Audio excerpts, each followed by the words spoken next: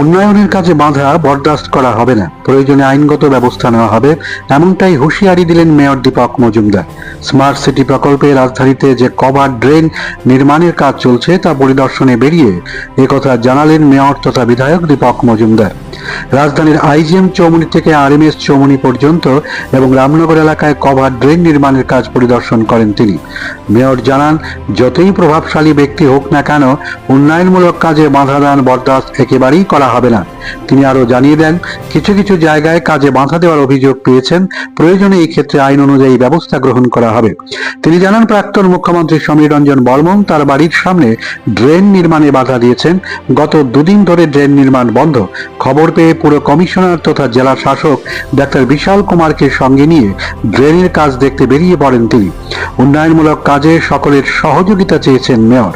শুনুন মেয়র দীপক মজুমদার কি বললেন। নিকাশি ব্যবস্থা অনেকটা উন্নত হয়েছে, আগে থেকে অনেক বেশি।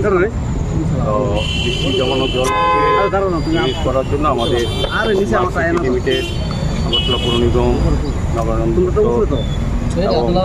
এবং বিভিন্নভাবে বিভিন্ন জায়গায় আমরা সমস্ত ব্যবস্থা করছি। তারই হিসাবে আজকে আমরা লক্ষ্য করলাম যে এখানে যে স্মার্ট সিটি ওভারডিং চলছে, সারা শহরে দেখবেন আমি কাজ চলছে খুব দ্রুতগতিতে, কারণ সামনে বর্ষা। আমরা আমাদের টার্গেট এই এপ্রিল মের মধ্যে সবগুলি কাজ সম্পূর্ণ করা। সেক্ষেত্রে কিছু কিছু জায়গা দেখি প্রভাবশালী ব্যক্তিরা বাধা দিচ্ছেন তাদের নিজের স্বার্থে। বিশেষ করে আমার ভাবতে অবাক লাগে যে এটা যে প্রাক্তন মুখ্যমন্ত্রী সমীর রঞ্জন বর্মন মহোদয় আমাদের যখন এখানে কাজ করছেন ইঞ্জিনিয়ার, ওদেরকে বাধা দিচ্ছেন করতে দেবেন। তো আমি বুঝি না কোন আইনে উনি বাধা দিচ্ছেন। আমাদের যে টার্গেট স্মার্ট সিটি লিমিটেড এবং পৌর নিগমের, আমরা কিন্তু কাজটা করব। সে যত প্রভাবশালী হোক আটকাতে পারবে না। আমি বলে দিয়েছি, আমাদের এখানে কমিশনার সাহেব, বিএম সাহেব তিনি আছেন, ডক্টর বিশালজি আছেন, আমাদের ইঞ্জিনিয়াররা আছেন, আমাদের যারা ওদের সঙ্গে যুক্ত আধিকারিকরা আছেন। আমরা বলে দিয়েছি যে এটা থেকে আজকে কি কাজ শুরু করে, তবুও যদি বাধা প্রাপ্ত হয় আমরা কিন্তু আইনের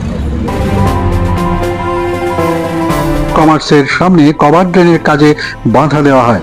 সেখানে পরিদর্শনে যান মেয়র এবং পৌর নিগমের কমিশনার তথা জেলা শাসক ডাক্তার বিশাল কুমার। এখন উল্টো তাদের বিল্ডিং এর সমস্ত নথি যাচাই করার নির্দেশ দিয়েছেন পৌর নিগমের কমিশনার। পুরো বিল্ডিং পৌর নিগমের নিয়ম মেনে তৈরি করা হয়নি, শহরের ড্রেনেজ সিস্টেম না রেখে বিল্ডিং তৈরি করা হয়েছে। মেয়র বলেন, বেআইনি কাজ বা বেআইনিভাবে নির্মাণ কোনোভাবেই বরদাস্ত করা হবে না।